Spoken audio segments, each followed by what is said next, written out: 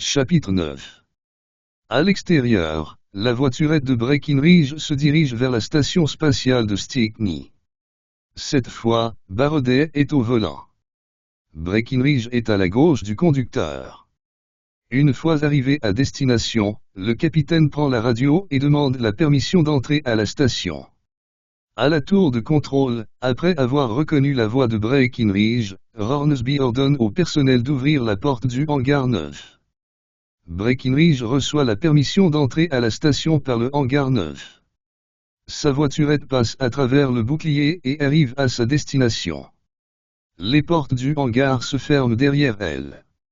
Breckinridge entre au bureau de Gibson et débriefe ce dernier. Le capitaine a été en mesure d'entrer en communication avec la base de lancement Easefall.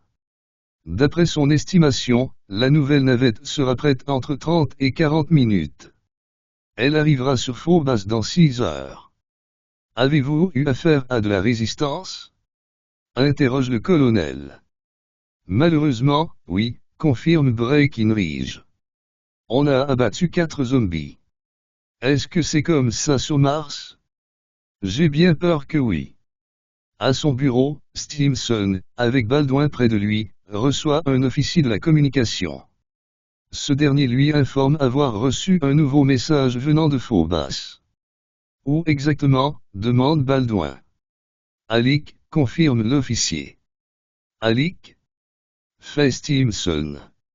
Oui, monsieur, affirme l'officier. Il semble que l'équipe de la base militaire de Ripley veuille rentrer chez eux. J'attends vos ordres, monsieur. Ne faites rien. Rien? Ils ont reçu l'ordre de rester sur Stickney. Ils viennent de désobéir à un ordre direct de leur supérieur. À l'extérieur, Sarah, voyant que la porte du bureau de Stimson n'est pas fermée, se tient près de l'entrée et écoute une conversation entre Stimson et son officier en communication. Avant la fin, elle s'éloigne calmement de la porte. Elle se rend au centre des communications interplanétaires. Elle voit Cabrera en train de faire des recherches sur les moyens de communication entre la Terre et Mars. Général, j'ai une nouvelle information au sujet de notre équipe sur Phobos, affirme Sarah. Ça, c'est encourageant, reconnaît Cabrera. Le capitaine Breckinridge a communiqué avec la base. Il a demandé une navette. Ça, j'aime ça. Sauf que la base n'a aucune intention de le rapatrier. Dommage qu'on manque de pilotes. Pas nécessairement. Que veux-tu dire? On nous a menti. On a promis au capitaine qu'ils vont envoyer une navette. Ils ne feront rien. Qui sont au courant? Personne. On a même menti au personnel de la communication. Personne sauf Stimson. Ce fils de pute est avec Jean Favret. Il doit bien y avoir un autre moyen de ramener notre équipe sur Mars. Oui. Ici, dans cette base, juste y penser est trop risqué. 2 voiturettes arrivent au quartier résidentiel. La première voiturette est conduite par Hornsby. Breckinridge est à sa droite. Raymond, Barrodet, Moore et Ritchie sont à l'arrière. Le conducteur de la deuxième voiturette est un aviateur formé. Robitaille est le passager avant. À l'arrière, se trouvent Roche, Webb, Beaumont et Kennedy. Les 2 véhicules s'arrêtent à côté des chambres à coucher. Il y en a 24. La capacité est de 4 par chambre. 8 chambres sont libres. Les 4 femmes des représentants de la base de Ripley se rendent à la chambre 11. Breckinridge choisit la chambre 12 et invite Barrodet et Roche. Le reste se rend à la chambre 13. On va vous réveiller dans 5 heures, avertit Hornsby. À l'extérieur, une navette fait son apparition. 2 hommes aux cheveux bruns sont à la cabine de pilotage. Le premier, le pilote, montre des signes de perte de cheveux récente. Le copilote a une barbe de 3 jours. Stickney, ici fantôme, s'identifie le pilote. Nous demandons la permission d'atterrir. Ici Stickney, s'identifie à son tour le contrôleur spatial. Vous avez la permission d'atterrir.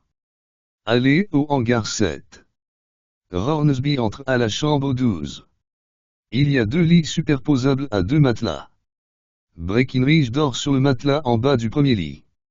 Sur le deuxième, Barodet dort en haut et Roche, en bas. Hornsby réveille les 3 hommes en criant. « Combien de temps on a dormi ?» demanda Breckinridge. 4 heures, répond Hornsby. 4 heures ? La navette est arrivée. Plus tard, l'équipe de Breckinridge quitte les vestiaires en combinaison. Gibson l'attendait. Les personnes à bord de la navette n'ont aucun lien avec la corporation, avertit le colonel. Est-ce la rébellion ? Devine Breckinridge. Oui. Ils ont perdu 4 hommes sur Alec à leur dernière mission. Où est-ce qu'il va nous conduire ? N'importe où sauf sur Hall. Hornsby conduit les représentants de la base de Ripley vers le hangar 7. Ces derniers montent à bord de la navette de la rébellion. La rébellion terrienne a été créée dans le but d'attaquer la corporation Blanchard-Beauchamp. Cependant, elle a la réputation de détruire des installations appartenant à des civils n'ayant aucun lien avec Blanchard-Beauchamp, causant de nombreux morts. Ironiquement, la corporation a acheté certains lieux importants ayant failli être supposément détruits par la rébellion. Breckinridge rencontre le pilote et le copilote. Capitaine Samuel Breckinridge, se présente-t-il. Ashburn. Moi, c'est Cooney. N'importe où sauf Hall ? C'est exact, mon capitaine, confirme Ashburn.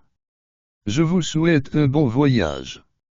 La navette de la rébellion quitte la station lunaire de Stickney et passe à travers le bouclier. Équipée d'un dispositif de camouflage, elle se rend invisible. À l'intérieur, Raymond regarde par la fenêtre. Elle remarque quelque chose qui cloche.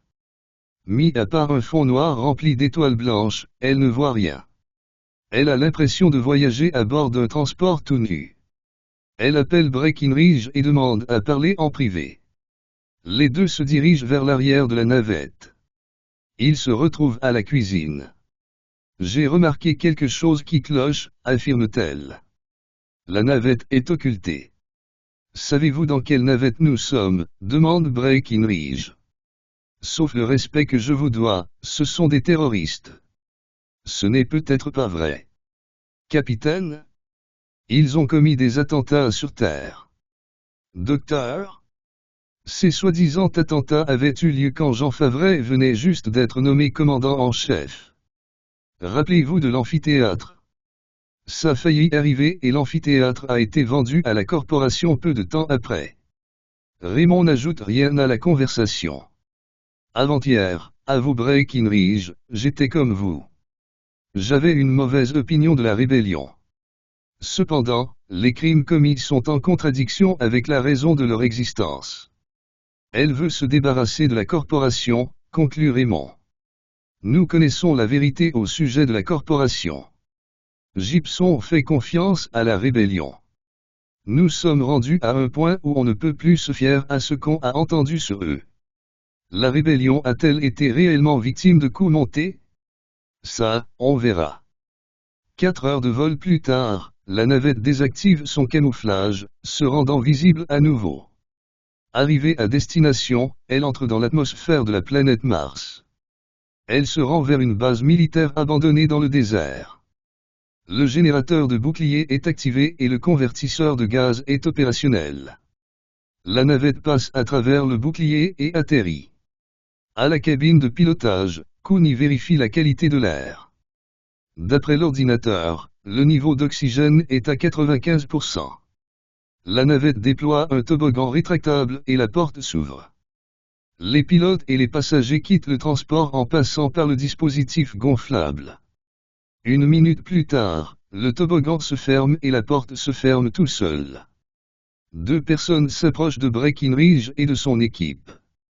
La première est une femme noire aux cheveux courts. La deuxième est un homme aux cheveux châtains avec une barbichette poivre et sel. « Comment va-t-on retourner dans la navette ? Demande le capitaine. En prenant l'escalier, répond la femme. Capitaine Samuel Breckinridge. Cynthia Davis. Je suis la chef de la rébellion terrienne. Nous aussi, se présente l'homme. Nous aussi fait visiter le quartier général à Breckinridge et son équipe. Les opérations de la rébellion sont plus proches de ceux du complexe de la montagne Beaumont que ceux de la base militaire de Ripley. À la fin de la visite, nous aussi demande s'il y a des questions à poser. Raymond lève la main droite. Combien de navettes avez-vous? Demande Raymond. Seulement 3, répond-il, y compris celle à l'extérieur.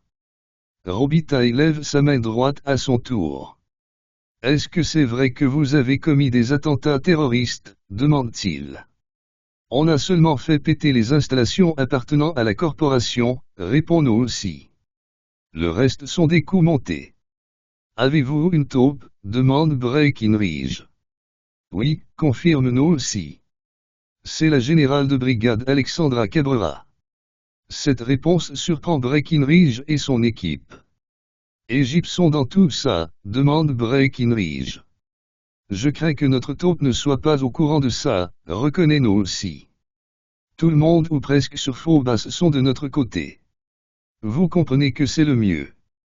Combien d'hommes avez-vous perdu à Alik? 4. Comment? Ils ont été mordus par un vampire. Si c'est vrai, on aurait dû en trouver un 5e, fait remarquer mort. Que voulez-vous dire par là? Interroge-nous aussi. On a nettoyé Alik, avoue Barodet. Il y en a 4. À la salle de surveillance de la station lunaire de Stickney, un des 2 soldats en charge de la sécurité repère un mutant au hangar 7. Il déclenche l'alarme. Une équipe de 8 soldats entre au hangar 7. Ils sont chacun armés d'un fusil d'assaut et équipés d'une visière avec un capteur de rythme cardiaque intégré. Le sergent prend son walkie-talkie et informe la sécurité qu'ils sont à l'intérieur. Les portes du hangar se verrouillent. L'équipe de soldats se divise en 2 groupes de 4. Le sergent et son équipe fouillent le côté gauche du hangar. Ils localisent le mutant près d'une navette. Le sergent ordonne à ses hommes d'éloigner le mutant de la navette avant de faire feu. Le groupe se disperse. Soudain, le mutant se fait tirer à la tête et tombe. Qui a ouvert le feu? Demande le sergent. Moi, répond la voix de Ransby. La lieutenante, armée d'un fusil de précision, se trouve derrière les soldats. De la fumée sort du canon de son arme. Connaissez-vous le point faible de cette chose? Demande Ransby. Oui, madame, répond le sergent. Corrigez-le et envoyez-le chez le coroner. Oui, madame. Le sergent mitraille les 2 seins du mutant. Il prête son walkie-talkie à Ransby. Menace éliminée, annonce-t-elle.